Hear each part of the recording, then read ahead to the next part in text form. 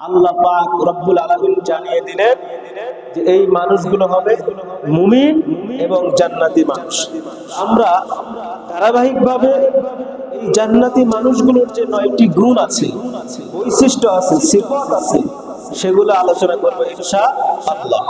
আল্লাহ পাক রব্বুল আলামিন সূরা আত-তাওবা 112 নম্বর আয়াত, এই আয়াতে কারিমার ভিতরে এই জান্নাতি মানুষগুলোর 9টি গুণ উল্লেখ করেছেন।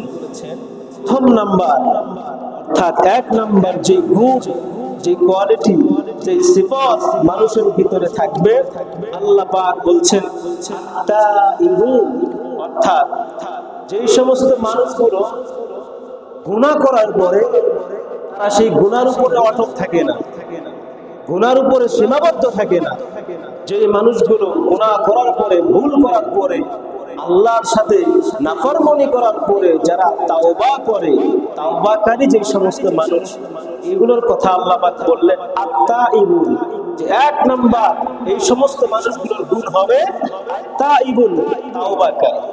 সুবহানাল্লাহ বলেন। তাহলে 1 নাম্বার হলো কি? তাওবাকারী।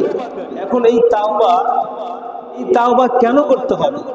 কেন আমরা তাওবা করব? কারণ দেখেন, আমরা যারা দুনিয়াতে বসবাস করি, এমন কোনো সময় নাই, এমন কোনো ক্ষণ নাই, এমন কোনো মুহূর্ত নাই যে আমরা আল্লাহর সাথে নাফরমানি করি না। আছে না এমন সময়? সব সময় আল্লাহর সাথে নাফরমানি, আল্লাহর সাথে গাদ্দারি, অর্থাৎ মিথ্যা কথা থেকে নিয়ে শুরু করে দুনিয়ার ভিতরে যত অন্যায় অপকর্ম আছে, আমাদের মানুষ আদম সন্তানের দ্বারা সম্ভব, কথা বলে ঠিক কিনা? না, এমন কোনো গুনাহ নাই, এমন কোনো কাজ নাই যে মানুষ সেটা করে। এই জন্য গুনাহ করার পরে সেই গুনাহ থেকে ফিরে আসতে হবে তাওবা করে। এই জন্যই আল্লাহ পাক বললেন আত-তাইবুন, যারা তাওবাকারী, গুনাহ করার পরে তাওবা করবে, এটা হলো জান্নাতি মুমিন মানুষদের 1 নাম্বার গুণ। সুবহানাল্লাহ। কেন তাওবা করতে হবে? আল্লাহ রাসূল সাল্লাল্লাহু আলাইহি ওয়াসাল্লাম বলেন, মুসলিম শরীফের একটি হাদিস, তিনি বলেন, এই দুনিয়ার মানুষ তোমরা শোনো, আমি ওই সত্তার কসম করে বলি, যেই সত্তার হাতে আমি রাসূলের, আমি মুহাম্মদুর রাসূলুল্লাহ সাল্লাল্লাহু আলাইহি ওয়াসাল্লামের জীবন, ওই সত্তার কসম করে বলি, তোমরা দুনিয়াতে যাওয়ার পরে তোমরা যদি গুনাহ না করতে, তাহলে আল্লাহ পাক তোমাদেরকে ধ্বংস করে দিয়ে অন্য একটি জাতি সৃষ্টি করত, আর ওই জাতিটা দুনিয়ার ভিতরে এসে গুনাহ করত, আবার গুনাহ করার পরে আল্লাহর কাছে তাওবা করত, আল্লাহর কাছে ইস্তিগফার করত, আল্লাহ পাক রব্বুল আলামিন তাদেরকে মাফ করে দিতেন। সুবহানাল্লাহ। এই হাদিসের সারমর্ম, এই হাদিসের অর্থ এটাই যে মানুষ গুনাহ করবে, এটাই স্বাভাবিক। মানুষ কি করবে? গুনাহ করবে। এটা আল্লাহ পাক রব্বুল আলামিন তার হাবিবের মাধ্যমে জানায় দিলেন। মুসলিম শরীফের বর্ণনায়, মানুষ তোমরা যদি গুনাহ না করতা, তাহলে অন্য একটি জাতি আমি সৃষ্টি করতাম, তারা গুনাহ করত, আমার কাছে মাপ চাইতো, আমি আল্লাহ পাক মাফ করে দিতাম। তাহলে এই হাদিসের অর্থ এটাই হচ্ছে যে মানুষ গুনাহ করবে, এটা জানেন কে? আল্লাহ জানে যে আমার বান্দারা, তারা মানুষ, ইনসান, ইনসানের একটা খাসলত, ইনসানের একটা বৈশিষ্ট্য হলো তারা সবসময় ভুলে যাবে, গুনাহ করবে, অন্যায় করবে। এটা আল্লাহ পাকই বলেছেন। সুবহানাল্লাহ। এখন এই গুনাহ করার পরে, এই অন্যায় করার পরে আমরা কি বসে থাকবো না তাওবা করবো? ভাই বলেন, গুনাহ করবো না তাওবা করবো? এই গুনার উপরে অটল থাকা, এটা হলো ইবলিসের কাজ। কার কাজ? ইবলিস, শয়তানের কাজ। আর এই গুনাহ থেকে মুক্ত হওয়া, তাওবা করা, এটা হলো আদম আলাইহিস সালামের একটা বৈশিষ্ট্য। বলেন সুবহানাল্লাহ। আল্লাহ রাসূল সাল্লাল্লাহু আলাইহি ওয়াসাল্লাম, আমাদের রাসূলের জীবনে কি কোনো গুনাহ আছে? বলেন, আসলে গুনাহ আছে। আমি গত জুমায় বলেছিলাম, গুনাহ আছে। এমন যদি কেউ সামান্যতম একটি মতামত দেয়, সে ব্যক্তির ঈমান থাকে না। অথচ আল্লাহ রাসূল সাল্লাল্লাহু আলাইহি ওয়াসাল্লাম কতবার দৈনিক তওবা করেছেন। বুখারীতে এসেছে, আল্লাহ রাসূল বলেন, আল্লাহি ইন্নী লাআস্তাগফিরুল্লাহ ওয়া আতুবু ইলাইহি ফিল ইয়াউমি আকসারা মিন ৭০ মাররা। আল্লাহ রাসূল বলেন, আমি রাসূল সাল্লাল্লাহু আলাইহি ওয়াসাল্লাম দৈনিক আল্লাহ পাক রব্বুল আলামিনের কাছে ৭০ বারের বেশি ইস্তেগফার করি। সুবহানাল্লাহ। আমার ভাইয়েরা, যে রাসূলের জীবনে কোনো গুনাহ নাই, যার জীবনে কোনো গুনার ছিটে ফোঁটা নাই, সেই রাসূল যদি বুখারীর বর্ণনায় 70 বারের বেশি ইস্তেগফার করে। অন্য হাদিস মুসলিমে এসেছে, আল্লাহ রাসূল বলেন, ইয়া আইয়ুহান নাস তুবু ইলাল্লাহ ফাইন্নী আতুবু ফিল ইয়াউমি ইলাইহি মিআতা মাররা।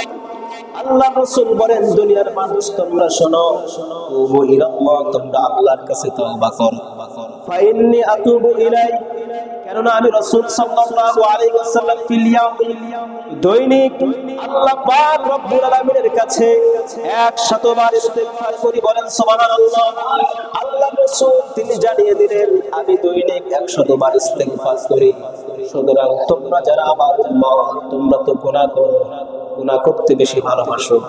তোমরা ইনসান জাতির অভ্যাসই হলো ভুলে যাওয়া, গুনাহ করা। সুতরাং তোমরা গুনাহ করবে, এজন্য আল্লাহ পাক রব্বুল আলামিনের কাছে ইস্তেগফার করো। বলেন সুবহানাল্লাহ। আল্লাহ পাকের কাছে কেন ইস্তেগফার করবেন, কেন তওবা করবেন? কেননা আল্লাহ পাক রব্বুল আলামিন তিনি ক্ষমা করতে ভালোবাসেন, তিনি সব সময় ক্ষমা করতে ভালোবাসেন। এজন্য তিনি, আমরা যখন গুনাহ করি, গুনাহ করার পরে আল্লাহ পাক যখন কষ্ট পায়, কষ্ট পাওয়ার পরে বান্দাকে ভুলে যায় না। বান্দাকে না ভুলে গিয়ে তিনি তার দুটি হাত, কুদরতি হাত প্রসারিত করে দেন। প্রসারিত করে দিয়ে তার বান্দাগুলোকে ডাকতে থাকে, আমার বান্দারা তোমরা আমি আল্লাহ পাক রব্বুল আলামিনের কাছে ক্ষমা চাও। আমি আল্লাহর কাছে যদি ক্ষমা চেতে পারো, ক্ষমা চাওয়ার মতো যদি ক্ষমা চেতে পারো, আমি আল্লাহ পাক রব্বুল আলামিন তোমাদেরকে মাফ করে দেব। বলেন সুবহানাল্লাহ। আল্লাহর রাসূল বলেন, ইন্নাল্লাহ তাআলা ইয়াবসুতু ইয়াদাহু বিল-লাইলি লিয়াতুবা মুসিউন নাহার। আল্লাহ বলেন, হাদিসে কুদসির ভিতরে এসেছে, আল্লাহ পাক রব্বুল আলামিন যেই সমস্ত মানুষগুলো রাতের বেলায় গুনাহ করে, রাতের বেলায় গুনাহ করার কারণে তাওবার জন্য যখন তারা মন স্থির করে তাওবা করার চিন্তা করে, আল্লাহ পাক রব্বুল আলামিন দিনের বেলা ইয়াবসুতু ইয়াদাহু, রব্বুল কারীমের হাতগুলো প্রসারিত করে দিয়ে বান্দাদেরকে ডাকতে থাকে, ও আমার বান্দারা আমার কাছে আসো, আমার দিকে ফিরে আসো, আমার দিকে ফিরে এসে তাওবা করো, ইস্তেগফার করো। আল্লাহ পাক রব্বুল আলামিন ইয়াবসুতু ইয়াদাহু বিন নাহার লিয়াতুবা মুসিউল লাইল। আবার রাতে যারা গুনাহ করে, যেই সমস্ত মানুষগুলো রাত্রিবেলা গুনাহ করে, ওই সমস্ত মানুষগুলোর জন্য আল্লাহ দিনের বেলায় দুটি হাত প্রসারিত করে দেয়। বলেন সুবহানাল্লাহ। দুটি হাত প্রসারিত করে দিয়ে মানুষদেরকে ডাকতে থাকে, আল্লাহর বান্দাদেরকে ডাকে, আমার বান্দারা ফিরে আসো আমার দিকে, আমার দিকে ফিরে এসে যদি তাওবা করো, ইস্তেগফার করো, হাত্তা তাতলুআ শামসু মিন মাগরিবিহা। আল্লাহর রাসূল বলেন, সূর্য যখন পূর্ব দিকে উদিত হয়, এতক্ষণ পর্যন্ত আল্লাহ দুটি হাত প্রসারিত দিয়ে মানুষদেরকে ডাকতে থাকে। মানুষগুলো যখন ফিরে এসে আল্লাহর কাছে তাওবা করে, আল্লাহ তাদের জীবনের গুনাহগুলো মাফ করে দেয়। বলেন সুবহানাল্লাহ। আল্লাহ পাক রব্বুল আলামিন ক্ষমা করবেন। হাদিসে কুদসির ভিতরে এসেছে, আল্লাহ বলেন, ইয়া ইবনে আদম লাউ বালাগাত জুনুবুকা আলা আস-সামাই সুম্মা ইস্তাগফারতানি গফারতু লাক। বলেন আল্লাহু আকবার। আল্লাহ পাক বলেন, ইয়া ইবনে আদম, হে আদম সন্তান, লাউ বালাগাত জুনুবুকা আলা আস-সামা, তোমরা যে গুনাহ করেছো, তোমাদের গুনাহটা যদি আমি আল্লাহর আসমান সমপরিমাণ হয়ে যায়, আর যদি আমার কাছে তাওবা করতে পারো, ইস্তেগফার করতে পারো, আমি আল্লাহ পাক রব্বুল আলামিন তোমাদের আসমান সমপরিমাণ গুনাহগুলো মাফ করে দেব। বলেন সুবহানাল্লাহ। অন্য হাদিস, এটা হাদিসে কুদসি, আল্লাহ রাসূল বলেন, হে আদম সন্তান, তোমরা যদি গুনাহ করো, আর সেই গুনাহর ভিতরে যদি কোনো শিরকের গুনাহ না থাকে, শিরকের গুনাহ যদি না থাকে, আমার কাছে যদি মাফ চাও, যত বড় গুনাহ হোক না কেন, শুধুমাত্র শিরক বাদ দিয়ে কুফর হোক, বেদাত হোক, জাহেরি, বাতিনি, ইচ্ছায় অনিচ্ছায় যত ধরনের গুনাহ করেছে, একমাত্র সত্য বড় শিরকের গুনাহ থাকা যাবে না। শিরকের গুনাহ থাকবে না, এমন সময় যদি কোনো মানুষ আল্লাহর কাছে মাফ চায়, আল্লাহ পাক বলেন, আমি তাকে মাফ করে দিয়ে জান্নাতি মানুষ হিসাবে কবুল করে নেই। বলেন সুবহানাল্লাহ। তওবা করলে আল্লাহ সবচাইতে বেশি খুশি হয়ে যায়। সুবহানাল্লাহ বলবেন না? তওবা করলে আল্লাহ সবচাইতে বেশি খুশি হয়ে যায়। আল্লাহ পাকের রাসূল সাল্লাল্লাহু আলাইহি ওয়াসাল্লাম বলেন, মুসলিমের বর্ণনা, আল্লাহু আশাদ্দু ফারহান বিতাওবাতি আহাদিকুম মিন আহাদিকুম বিদাল্লাতিহি ইদা ওয়াজাদাহা। আল্লাহ রাসূল বলেন, মরুভূমির ভিতরে কোন মানুষ দেখবে, মরুভূমির ভিতরে কোন মানুষ যখন পছন্দের একটি বাহন, অথবা উট, হয়তোবা ঘোড়া, এরকম যে বাহনগুলো আছে, গাধা আছে, যার সবচাইতে প্রিয় যে জিনিসটা, এই জিনিসটা যখন মরুভূমির ভিতরে হারিয়ে ফেলে, হারিয়ে সে বিভোর হয়ে যায়, চিন্তায় পেরেশানিতে অস্থির হয়ে যায়, এমন সময় সেই মানুষটি যদি তার সেই প্রিয় বস্তু উট, ঘোড়া, এই সমস্ত বাহনগুলো যদি পেয়ে যায়, ওই ব্যক্তিটি যত বেশি না খুশি হয়ে যায়। আল্লাহর কোন বান্দা যখন গুনাহ করার পরে আল্লাহর দিকে ফিরে আসে, আল্লাহর কাছে মাফ চায়, ইস্তেগফার করে, আল্লাহ রাসূল বলেন ওই মানুষটার চাইতে আল্লাহ বেশি খুশি হয়ে যায়। সুবহানাল্লাহ। তওবা করার দরকার আছে না নাই? আমরা যারা এখানে আছি গুনাহ করি কি করি?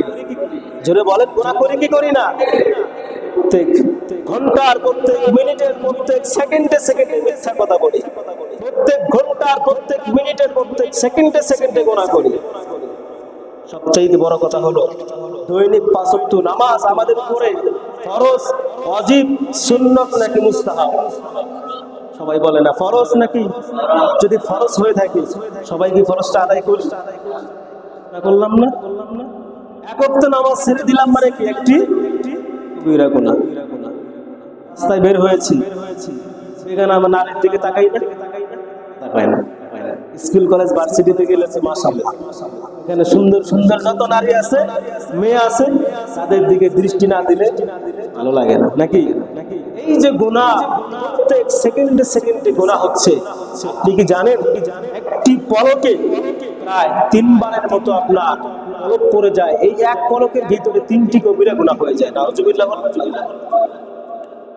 মিনিট যদি আপনি আপনার একটি নারী, বেগানা নারীর দিকে তাকিয়ে থাকেন, কতবার গুনাহ করেছেন চিন্তা করা যায়? এজন্য ইস্তেগফার করতে হবে। তাহলে আমাদের আজকের আলোচনার বিষয় কি ছিল? জান্নাতি মানুষের কয়টি গুণ? কয়টি গুণ? সবাই বলেন, জান্নাতি মানুষের কয়টি গুণ? 9টি গুণের ভিতরে 1 নাম্বার হলো আত-তাইবুন, যারা তাওবা করবে। দেখেন, ইস্তেগফার করাটা, ইস্তেগফার অর্থাৎ আস্তাগফিরুল্লাহ, আস্তাগফিরুল্লাহ, এই যে আস্তাগফিরুল্লাহ, আপনি তাওবা করার মেন সূত্রই হলো আস্তাগফিরুল্লাহ। এটা দিয়ে যখন আপনি ইস্তেগফার করবেন, তখন আল্লাহ পাক রব্বুল আলামিন সেই ইস্তেগফারটাকে কবুল করবেন, সেই তাওবাটাকে কবুল করবেন। সুবহানাল্লাহ। আস্তাগফিরুল্লাহ একটা পাওয়ার আছে, একটা ক্ষমতা আছে। কোন ক্ষমতা? আল্লাহ রাসূল সাল্লাল্লাহু আলাইহি ওয়াসাল্লাম বলেন, মুসলিমের একটি হাদিস, আল্লাহ রাসূল সাল্লাল্লাহু আলাইহি ওয়াসাল্লাম তিনি বলেন, যখন কোনো মানুষ গুনাহ করে, এই মানুষের গুনাহর পরিমাণটা যদি সমুদ্রের ফেনা পরিমাণ হয়ে যায়, কিসের? সবাই বলেন, কিসের পরিমাণ? সমুদ্রের ফেনা পরিমাণ হয়ে যায়। আর ওই সময় যদি কোনো মানুষ আস্তাগফিরুল্লাহ, আস্তাগফিরুল্লাহ বলে বলে আল্লাহর কাছে তাওবা করে, আল্লাহ রাসূল বলেন ওই মানুষটার জীবনে যদি সমুদ্রের ফেনা পরিমাণ গুনাহ থাকে, আল্লাহ পাক সেটাও মাফ করে দেয়। সুবহানাল্লাহ। আস্তাগফিরুল্লাহর একটা পাওয়ার আছে। আমরা সকলেই এই ঘটনাটা অনেকেই জানি, এরপরও আমি রিপিট করছি। ইমাম আহমদ ইবনে হাম্বল, আমরা জানি 4 মাযহাবের 4জন ইমাম আছে, এর ভিতরে ইমাম আহমদ ইবনে হাম্বল, যিনি হাম্বলি মাযহাবের একজন ইমাম ছিলেন, এবং তিনি যে মুসনাদে আহমদ হাদিসের কিতাব লিখেছেন, সবচেয়ে বড় একটি কিতাবের ভিতরে 1 নয় 2 নয়, 2 আর 4 5,000 নয়, 30,000 সহিহ হাদিস আছে। বলেন সুবহানাল্লাহ। তার খেদমতই ছিল হাদিসের উপরে, অর্থাৎ তিনি শাইখুল হাদিস, ওই সময়কার হাদিসের একজন বড় শায়েখ এবং উস্তাদ ছিলেন। ইমাম আহমদ ইবনে হাম্বল তিনি হাদিস সংগ্রহ করার জন্য শীতের সময় বের হওয়ার পরে কিছু দূর যাওয়ার পরে যখন রাত্রি হয়ে গেল, তিনি একটি মসজিদের ভিতরে অবস্থান করলেন, সলাতুল মাগরিব আদায় করলেন, সলাতুল ইশা আদায় করলেন। সলাতুল ইশা আদায় করার পরে চিন্তা করলেন, রাত হয়ে গেছে, কনকনে শীত, আমি এখানে রাত্রিটা থেকে যাই, সকালবেলা আবার আমি এখান থেকে বের হয়ে যাব। ইমাম আহমদ ইবনে হাম্বল তিনি সেখানে রাত্রি যাপন করতে চাইলেন, কিন্তু মসজিদের যে কিছু মসজিদের কিন্তু নিয়ম থাকে না, আমাদের মসজিদে রাত্রি যাপন করা যাবে না। তো মুয়াজ্জিন বা খাদেম যারা ছিলেন তারা বললেন, শায়েখ আপনাকে তো পথিক, আপনাকে আমি চিনি না, আপনি কে সেটাও আমি জানি না, সুতরাং আমাদের মসজিদের নিয়ম হলো রাত্রিবেলা এখানে রাত্রি যাপন করা যাবে না, আপনি এখান থেকে চলে যান। ইমাম আহমদ ইবনে হাম্বল ওনারা তো আদো বলা মানুষ ছিলেন, যেহেতু বলছে নিষেধ এখানে, ব্যাস আর থাকে নেই, বের হলেন, চিন্তা করলেন কোথায় রাত্রি যাপন করা যায়। আস্তে আস্তে হাঁটতে হাঁটতে লাগলেন, দেখা যায় দূর থেকে একটি বাজারের ভিতরে, ওই সময় তো আর এরকম লাইট ছিল না, ছিল নাকি বিদ্যুৎ ছিল? ছিল না, আলো ছিল, আগুন যেটাকে আমরা বলি, এই আগুন দেখা যাচ্ছে। এই আগুনের আলোর দিকে লক্ষ্য করে ইমাম আহমদ ইবনে হাম্বল সেই জায়গায় চলে গেলেন। যাওয়ার পর দেখলেন যে একজন যুবক মানুষ সে রুটি তৈরি করতেছে। কি তৈরি করে? সবাই বলেন কি তৈরি করে? রুটি তৈরি করে। ইমাম আহমদ ইবনে হাম্বল সেই যুবকের কাছে গেলেন, সালাম দিলেন, বললেন, যুবক, শাবাব, আমি কি আপনার কাছে এই যে আগুন, এখান থেকে কি একটু আগুন পোহাতে পারি? কারণ অনেক ঠান্ডা, আমি এখন কোথায় যাবো, পথিক মানুষ, কোথাও জায়গা নাই, তোমার এখানে রাত্রিটা যাপন করবো আর আগুনটা পোহাবো, এটা কি সমস্যা হবে?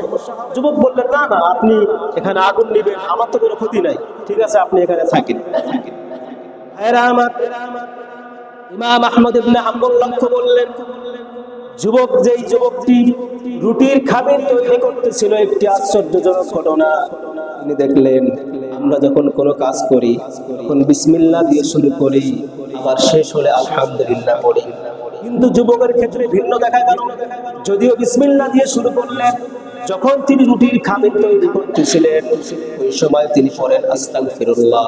রুটির খামির যখন শেষ হয়ে যায় তখনও তিনি পড়েন আস্তাগফিরুল্লাহ।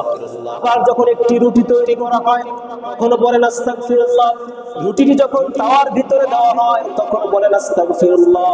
রুটিটি যখন হয়ে যায় তখন বলেন আস্তাগফিরুল্লাহ। এরকম ভাবে যখন কাস্টমারের কাছে রুটি দেওয়া হয় তখন বলেন আস্তাগফিরুল্লাহ। এরকম একটি আশ্চর্যজনক ঘটনা দেখার পরে আহমদ ইবনে হাম্বল জিজ্ঞাসা করলেন, হে যুবক, তুমি যে কাজটা করতেছো এটার হাকিকত কি, এটার গুরুত্ব কি, এটার তাৎপর্য কি, আমাকে বলে দাও। যুবক বলে, পথিক শোনেন, আমি এই আস্তাগফিরুল্লাহর আমল যতদিন করেছি, বুঝ হওয়ার পর থেকে নিয়ে আস্তাগফিরুল্লাহর আমল আমি করতেছি, অর্থাৎ যা কিছু করি না কেন যদি মনে হয় এটা আমার ভুল হচ্ছে, এই জন্য আমি আস্তাগফিরুল্লাহ করে নেই, অর্থাৎ আল্লাহ যেন আমার ভুলটা ক্ষমা করে দেয়। বলেন সুবহানাল্লাহ। তিনি বলেন এই আস্তাগফিরুল্লাহর আমল করার কারণে আল্লাহ পাক রব্বুল আলামিন আমাকে মুস্তাজাবুদ দাওয়া বানিয়ে দিয়েছে। বলেন সুবহানাল্লাহ। মুস্তাজাবুদ দাওয়া বলা হয় এমন ব্যক্তিকে, যেই ব্যক্তি কোনো জিনিস আল্লাহর কাছে চাইবে আল্লাহ পাক রব্বুল আলামিন ফিরিয়ে দিবেন না, সাথে সাথে তার দোয়া কবুল করে। বলেন সুবহানাল্লাহ। যুবক বলে, প্রতীক শোনেন, এই আমল করার কারণে আল্লাহ পাক আমাকে মুস্তাজাবুদ দাওয়া বানিয়ে দিয়েছেন, আর যার কারণে আজ পর্যন্ত আমি আল্লাহর কাছে যা চেয়েছি আল্লাহ পাক রব্বুল আলামিন সেটাই কবুল করেছেন। সুবহানাল্লাহ। সব দোয়া আল্লাহ কবুল করেছেন, কিন্তু একটি দোয়া এখনো কবুল হয় নাই। বললেন, কি দোয়া? আহমদ ইবনে হাম্বলের মানে কৌতূহল জাগলো, সব দোয়া কবুল হয়েছে, একটা দোয়া কবুল হয় নাই, সেটা কি? কৌতূহল নিয়ে যখন জিজ্ঞাসা করলেন, যুবক বললেন, আমি শুনেছি আমাদের এই জামানায় একজন হাদিসের বিখ্যাত একজন ব্যক্তি আছে, যার ভিতরে হাদিস দিয়ে তার বুকটা ভরা, যার সিনার ভিতরে শুধু আল্লাহ রাসূলের হাদিস। যেই ব্যক্তিটা হাদিসের খেদমত করে, এত বড় একজন মানুষ যার নাম আহমদ ইবনে হাম্বল, সেই ব্যক্তিটাকে আমি দেখতে চাই, কিন্তু আল্লাহ আমার এই দোয়া কবুল করে নাই। আল্লাহু আকবার বলেন। আহমদ ইবনে হাম্বল চোখের পানি ছেড়ে দিলেন, চোখের পানি ছেড়ে দিয়ে বলতেছে, যুবক, তোমার সেই দোয়া আল্লাহ পাক কবুল করেছেন, তোমাকে তার বাড়িতে যেতে হয় নাই, আল্লাহ পাক তাকে ঘাটটা ধরে তোমার সামনে হাজির করেছে। বলেন সুবহানাল্লাহ। আস্তাগফিরুল্লাহ। পাওয়ার আছে না নাই? ক্ষমতা আছে না নাই? আল্লাহ প্রত্যেকটা কোরআনের আয়াতকে, প্রত্যেকটা দোয়ার উপরে এক একটা পাওয়ার, একটা ক্ষমতা দিয়ে রেখেছেন। এটা বললে, এটা দ্বারা আল্লাহর কাছে চাইলে আল্লাহ সেই দোয়া কবুল করে নেয়। সুবহানাল্লাহ। এমন তাওবা সাহাবায়ে কেরাম করেছেন, এমন তাওবা আল্লাহ পাক করতে বলেছেন। আমরা তাওবা বলতে কি বুঝি? বলবো নাকি? আমরা তাওবা বলতে বুঝি কেমন জানেন? অর্থাৎ আমরা তাওবা বলতে বুঝি, দেখবেন যে স্কুল কলেজে যারা পড়ে, একটি উদাহরণের মাধ্যমে বলি, স্কুল কলেজে কিন্তু আমাদের মতো কিছু হুজুররাও পড়ে, আমরাও কিন্তু পড়েছি।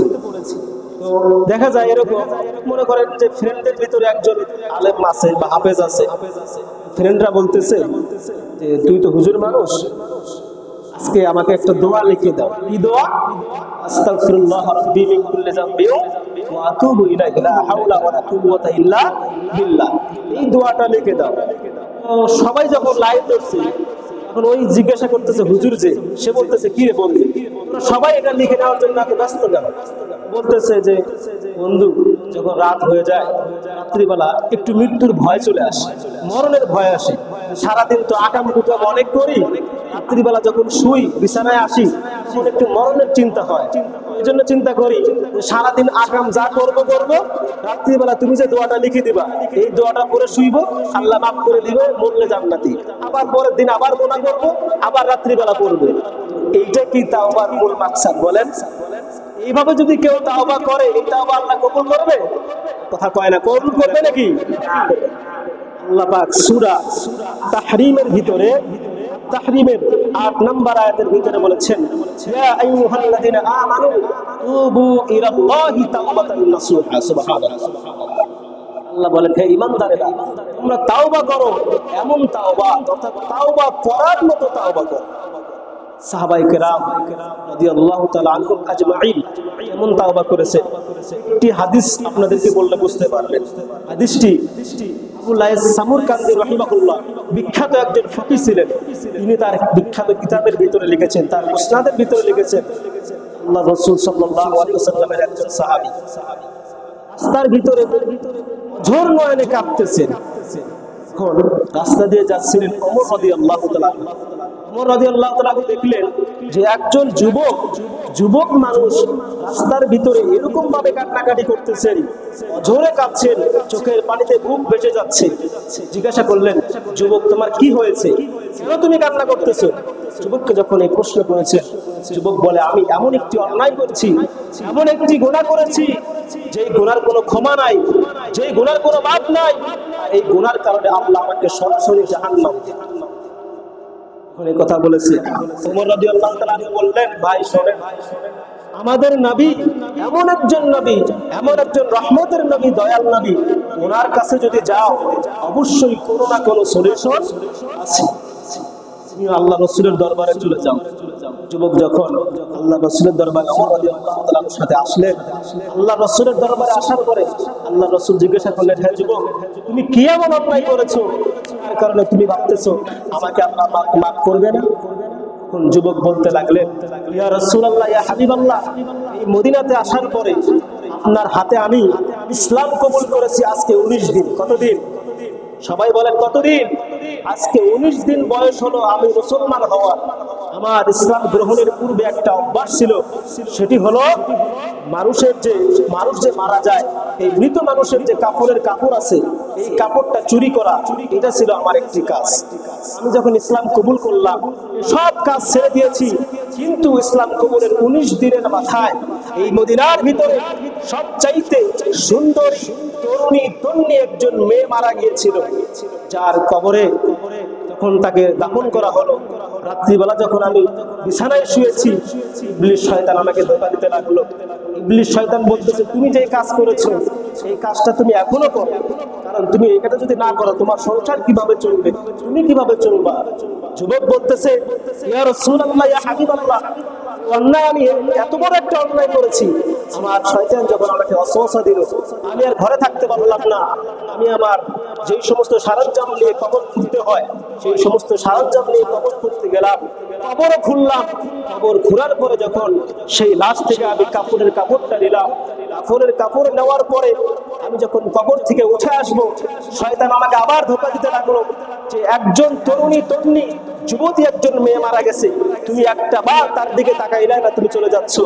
যুবক বলেন, শয়তান যখন আমার কানের ভিতরে এই মন্ত্র ঢুকিয়ে দিল, আমি তখন আবার সেই যুবকের দিকে তাকাইলাম। যুবতীর দিকে তাকানোর পরে দেখলাম তার যৌবন এত ক্ষিপ্ত অবস্থায়, আমার ভিতরে শয়তান এতভাবে ভর করলো, আমি সেদিন সেই রাত্রিবেলা কবরের ভিতরে ওই রকম একটি তরুণীর লগে লাশের সাথে আমি জেনা করেছি। বলেন নাউজুবিল্লাহ।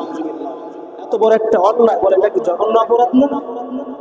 জেনা করা অপরাধ, আবার সেটা যদি একটা মৃত লাশের সাথে হয়, এটা কত বড় আর কত বড়। যুবক চোখের পানি ছেড়ে দিয়ে বলতেছি, ইয়া রাসূলুল্লাহ, ইয়া হাবিবাল্লাহ, আমি এত বড় অন্যায় করেছি। অন্যায় করে যখন আমি সেই কবর থেকে উঠে আসব, ফজরের সময় হয়ে যাচ্ছে, সূর্য ওঠা বাদ আমি যখন চলে আসব, হঠাৎ দেখতে পেলাম আমার চোখের সামনে সেই তরুণের একটি মায়া ভরা চেহারা, কান্না জড়িত একটি চেহারা এবং কণ্ঠ আমার কানের ভিতরে ভেসে আসতেছে। আর যুবতী বলতেছে, যুবক, তুমি এত বড় একটি অন্যায় কাজ করলা, আমাকে কাল কিয়ামতের ময়দানে, কাল কিয়ামতের মাঠে আমাকে তুমি নাপাক অবস্থায় হাজার হাজার লক্ষ কোটি মানুষের সামনে কেন তুমি আমাকে নাপাক অবস্থায় করে দিলা?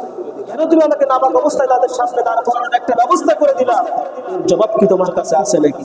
যুবক বলে, সেখান থেকে আসার পরে আমার আর ঘুম নাই, খাওয়া নাই, নামাজ কালাম কোনো কিছুই ঠিক নাই, আমি আর অস্থির হয়ে গেছি, আমি আর ঠিক থাকতে পারলাম না, এজন্য আমি রাস্তায় বসে কাঁদতেছি। আল্লাহ রাসূল শুধু বললেন, হে যুবক, তুমি কি কাজটা করেছো? কি একটা জঘন্য কাজ তুমি করেছো, আমি জানি না আল্লাহ তোমাকে মাফ করবে কিনা। যখন এই কথা বলেছেন, যুবক সেখান থেকে দৌড় দিয়ে চলে গেলেন। তিনি ভাবলেন আর তিনি বললেন, আমি যদি এখানে আর থাকি আর আল্লাহ রাসূল যদি একবার বলে আল্লাহ তোমাকে মাফ করবে না, তাহলে আমার জন্য জাহান্নাম ওয়াজিব হয়ে যাবে, জান্নাত হারাম হয়ে যাবে। কথা বলে ঠিক কিনা? যুবক চলে গেলেন পাহাড়ের উপরে, পাহাড়ে গিয়ে ঝড় নয়ে সেখানে কাঁদতে লাগলেন। এরপরে আল্লাহ রাসূলের কাছে 40 দিন পরে আল্লাহ রাসূলের কাছে জিবরাইল আসলেন। আসার পরে বললেন, ইয়া রাসূলুল্লাহ, ইয়া হাবিবাল্লাহ, ইয়া রাসূলুল্লাহ, ইয়া হাবিবাল্লাহ, আপনার দরবারে 40 দিন আগে যেই যুবক আসছিল আপনার কাছে ক্ষমা চাওয়ার জন্য, আপনি তাকে ক্ষমার কথা বলেন নাই, এমন কথা বলেছেন সে চলে গেছে, আর কোথায় চলে গেছে আপনি খোঁজ রাখেন নাই। আল্লাহ পাক রব্বুল আলামিন সেই যুবককে মাফ করে দিয়েছে, তার জীবনের সমস্ত গুনাহগুলো মাফ করে দিয়েছে। বলেন সুবহানাল্লাহ। 40 দিন ভর সেই ব্যক্তি সেই পাথর আপনার সেই পাহাড়ের উপরে দাঁড়িয়ে সেখানে আল্লাহর সিজদায় পড়ে গিয়ে আল্লাহর কাছে 40 দিন ভর কেঁদেছে যে আল্লাহ, আমি যে অন্যায় করেছি, আমি যে পাপ করেছি, এটা তুমি যদি মাফ না করো, দুনিয়ার কোনো মানুষ আমাকে মাফ করবে না। বলেন সুবহানাল্লাহ। আল্লাহ রাসূলের কাছে যখন জিবরাইল এসে সংবাদ দিলেন, সংবাদ দেওয়ার সাথে সাথে আল্লাহ রাসূল সেই যুবককে ডেকে পাঠালেন, তাকে নিয়ে আসলেন।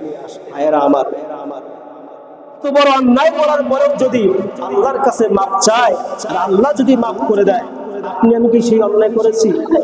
কথা বলে না, আমরা কি সেই অন্যায় করেছি? সে অন্যায় করি নাই।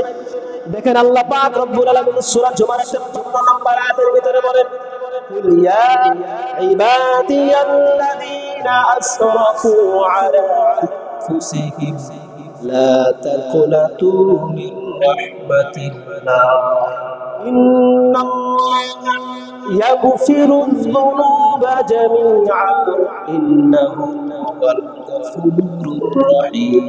আল্লাহু আকবার। আল্লাহ বলেন, হে রাসূল, तमाम বিশ্বের মানুষদেরকে আপনি জানিয়ে দিন, ইয়া ইবাদিয়াল্লাযীনা আসরাফু আলা আনফুসিহিম, যে মানুষগুলো তাদের নফসের উপরে জুলুম করেছে, অন্যায় করেছে, গুনাহ করেছে, গুনাহ করার কারণে লা তাকনাতু মির রাহমাতিল্লাহ, এই মানুষগুলো চিন্তা করে আমরা যে অন্যায় করেছি, আমরা যে গুনাহ করেছি, আল্লাহ পাক আমাদেরকে maaf করবে। কথা বলে না, আল্লাহ পাক আমাদেরকে maaf করবে, এরকম চিন্তা যেই মানুষগুলো করে, আল্লাহ পাক বলেন লা তাকনাতু মির রাহমাতিল্লাহ। রাসূল হে নবী মুহাম্মদুর রাসূলুল্লাহ, ওই মানুষদেরকে জানিয়ে দিন, অন্যায় করার কারণে, গুনাহ করার কারণে তারা যেন নিরাশ না হয়ে যায়, আমার রহমতের আশা যেন করে, আর আমি আল্লাহ পাকের রব্বুল আলামিনের কাছে যেন তাওবা করে। বলেন সুবহানাল্লাহ। গুনাহ করার পরে আল্লাহর কাছে নিরাশ হওয়া যাবে? নিরাশ হওয়া যাবে না। আল্লাহ পাক রব্বুল আলামিনের কাছে মাফ চাইতে হবে, ক্ষমা চাইতে হবে, নতুবা আল্লাহ পাক রব্বুল আলামিন আমাদেরকে মাফ করবে না। তাহলে যেটা বলছিলাম, আমাদের মুমিন বা জান্নাতি মানুষের কয়টি গুণ? সবাই বলেন কয়টি গুণ? 9টি গুণ। এই 9টি গুণের ভিতরে 1 নাম্বার তাইবুন, সূরা তাওবার 112 নম্বর আয়াতের ভিতরে এই 9টি গুণের কথা বলেছেন। তাহলে 1 নম্বর আত-তাইবুন, তাওবাকারী। যদি কোনো মানুষ তাওবা করতে পারে, যদি কোনো মানুষ আল্লাহর কাছে ইস্তিগফার করতে পারে, আল্লাহ তার জীবনের গুনাহ মাফ করে দিবে। অর্থাৎ তার গুনাহ মাফ করা মানেই সে খালিস মানুষ, নেককার মানুষ, তার জীবনে আর কোনো গুনাহ নাই, সে মাসুম হয়ে যায়। এজন্য আমাদের ইস্তিগফার করার দরকার আছে না নাই? সবাই বলেন আছে না নাই? অবশ্যই অবশ্যই ইস্তিগফার করতে হবে।